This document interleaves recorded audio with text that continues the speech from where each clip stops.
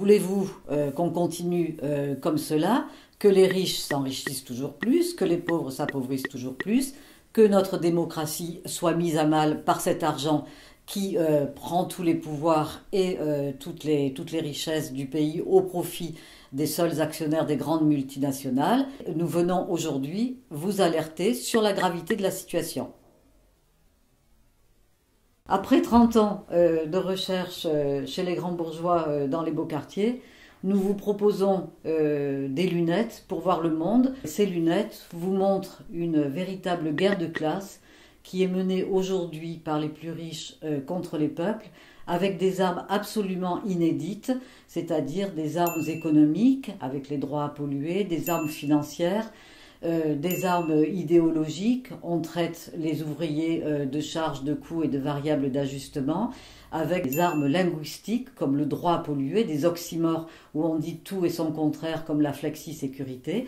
Bref, on est passé du canon à la mitraillette totalement inefficace aujourd'hui, à des armes beaucoup plus affûtées et beaucoup plus dangereuses parce qu'elles sont invisibles, qui vont quand même nous mener à notre perte.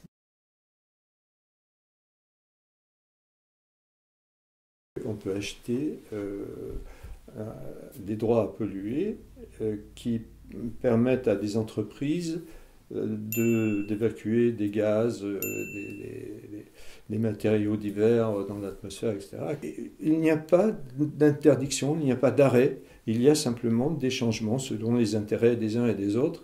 C'est quelque chose qu'il faut absolument réguler.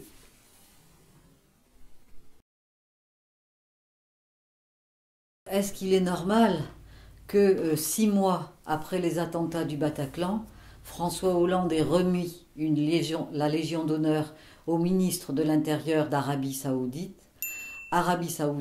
dont on profite du pétrole, à qui on vend des armes qui ensuite partent au profit des terroristes de Daesh?